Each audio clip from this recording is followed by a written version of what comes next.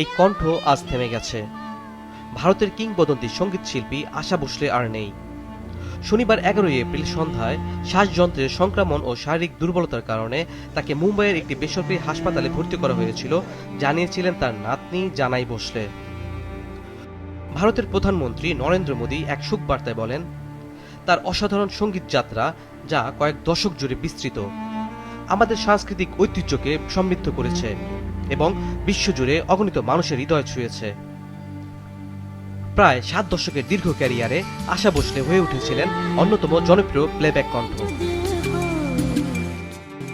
মহারাষ্ট্রের সাংলি গ্রামে জন্ম নেয়া এই শিল্পী 1950-এর দশকের শেষ দিকে সঙ্গীত জগতে পা রাখেন এবং 1980-র দশক পর্যন্ত দাপটের সঙ্গে গান গেয়ে গেছেন।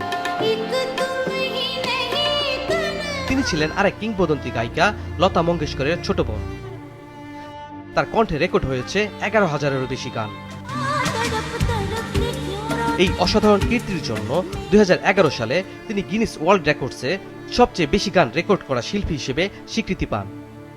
সঙ্গীতে অসামান্য অবদানের জন্য তিনি পেয়েছেন ভারতের দ্বিতীয় সর্বোচ্চ বেসামরিক সম্মান পদ্মবিভূষণ, চলচ্চিত্র জগতের সর্বোচ্চ সম্মান দাদাসাহেব ফালকে পুরস্কার এবং সেরা নারী প্লেব্যাক সিঙ্গার হিসেবে 2টি জাতীয় চলচ্চিত্র পুরস্কার।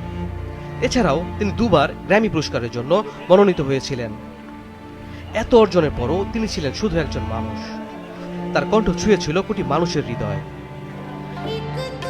একটি কণ্ঠ থেমে গেল, কিন্তু তার সুর কখনো থামবে না। আশা ভোসলে বেঁচে থাকবেন কোটি মানুষের হৃদয়ে।